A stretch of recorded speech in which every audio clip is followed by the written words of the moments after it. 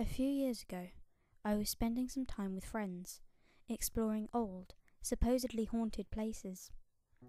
We were at the Edisto First Presbyterian Church, where a girl named Julia Legare was buried in her family mausoleum in 1852. People reported hearing unearthly screams time and time again, but never investigating the cause of it. 15 years later, when they opened the door to the mausoleum to inter the next family member who had died, they found her corpse huddled in the corner next to the door, arms outstretched as if trying to find the exit.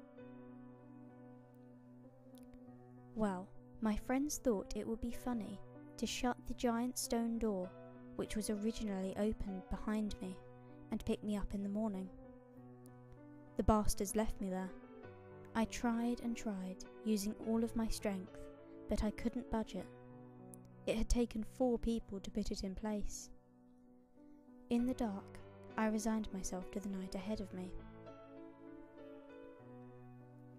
Now, I normally don't frighten easily, but sitting there in the relatively small space, surrounded by a looming pressure that I couldn't begin to explain, the darkness itself seemed to try and consume me.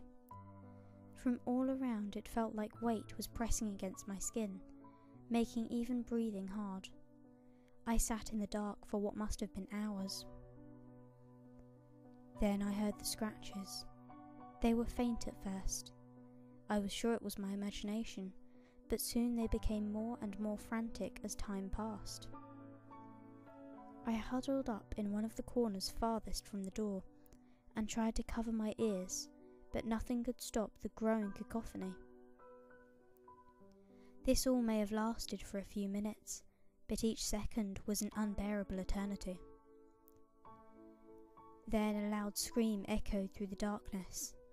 It was a wail of unrestrained pain and fear. The scratching stopped. For the first time I could distinctly make out the sound of a girl sobbing to herself, the pitiful gasping of one without a shred of hope left. I felt such sorrow at the moment, such pain, that I think I forgot how to be afraid.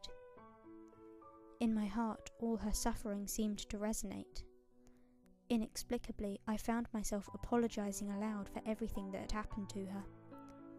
Hell, a part of me wanted to reach out and feel for a body to hug, but I couldn't bring myself to do it, for fear that I would truly find one. I don't know whether or not she heard me, or was even aware of my presence, but the sobbing continued, and I could again hear fingers against the stone slab that was the tomb door. I fell asleep at some point, which I felt was a merciful gift from the fates.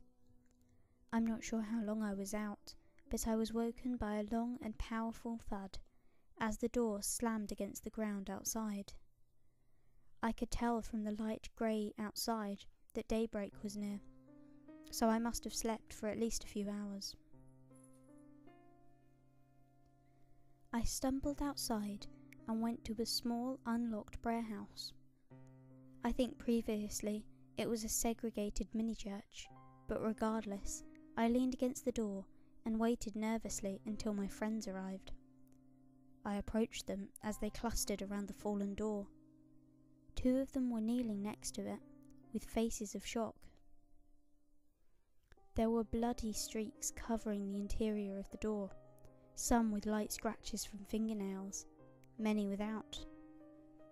I think now that she must have shrieked when they broke away from her hands, but I can't be sure. At first they looked to me, then checked my hands, then nervously glanced at one another. I was rightfully pissed with them, and told them every detail of what I remembered, wanting them to know what I had been put through. Finally, after I grudgingly got into the car and we started to head back, someone spoke up. My friend said to me, "We were afraid to say anything, but look at your face."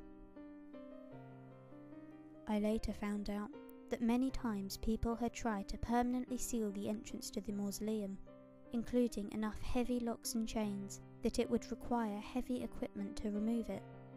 only to have it found torn open with the door lying on the ground once more. This was in the 1980s, the last attempt of many through the decades. It seems like some force was ensuring that it was impossible to ever repeat the mistakes of the past. This is something I am understandably grateful for, but to this day I am chilled to the bone when I think of what happened that night. When I reached from the back seat and adjusted the rearview mirror, I saw that there was blood caked on my face. Just like the streaks upon the stone slab, there were dark red lines on either side, as if someone had gently cradled my face with torn fingers as I slept that night. Feeling the warmth of another, for the first time in over 100 years.